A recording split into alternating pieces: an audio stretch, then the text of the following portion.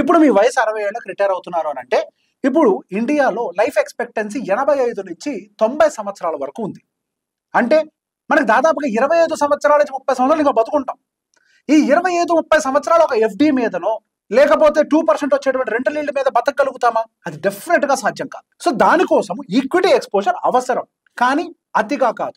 దానికోసమే ఎప్పుడైనా కానీ ఒక ఎస్డబ్ల్యూపీ ప్లాన్ ప్రిపేర్ చేసేటప్పుడు నేను చాలాసార్లు చెప్పుకుంటాను, the most difficult part in mutual fund is planning and SWP. ఒక బకెటింగ్ సిస్టంలో దాన్ని ప్లాన్ చేయడమే చాలా కష్టం. సో ఎప్పుడైనా కానీ ఆ బకెటింగ్ సిస్టంలో కనుక ప్లాన్ చేసుకున్నట్లయితే ఎంత ఎఫ్డీలో ఉండాలి, ఎంత బాండ్స్లో ఉండాలి, ఈ మంత్ డబ్బులు ఎక్కడి నుంచి తీయాలి, 1-2 years పాటు మార్కెట్స్ పెరగకపోతే ఏం చేయాలి, ఇట్లా ఈ మొత్తాన్ని ఒక ప్లాన్ ప్రిపేర్ చేసుకుని ఒక బకెటింగ్ సిస్టంలో కనుక మనం ప్లాన్ చేసి పెట్టుకోగలిగితే అప్పుడు ఈక్విటీ ఎక్స్పోజర్ ఉన్నా కానీ మనకు దెబ్బ తగ్గదు. జస్ట్ ఎఫ్డీస్ మీద డిపెండ్ అవుతామనంటే అది సాధ్యం కాదు. ఎందుకంటే ఎఫ్డీస్ ఆర్ ఫ్లక్చువేటింగ్, ఎఫ్డీస్ అనేవి తగ్గుతూనే ఉంటాయి. ఇప్పుడు తగ్గుతున్నట్టుగా ఇంకా కూడా తగ్గుతాయి. అప్పుడు మనకు కావాల్సింది సరిపోదు.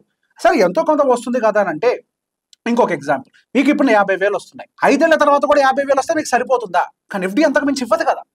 ఇంకో 10,000-15,000 ఖర్చు పెరుగుతుంది కదా. మరి దానికోసం డబ్బులు ఎక్కడి నుంచి వస్తాయి? అప్పుడు మీ ప్రిన్సిపల్ విత్డ్రా చేయడం మొదలు పెడితే వడ్డీ రావడం తగ్గుతుంది, తొందరగా కరిగిపోతుంది, ఒక లూప్ లో ఇరుక్కొని పోతుంది. So equity exposure is needed. దాన్ని ప్రాపర్ గా ప్లాన్ చేసుకొని పెట్టుకుంటే మనకి ప్రాబ్లం అనేది ఉంటుంది.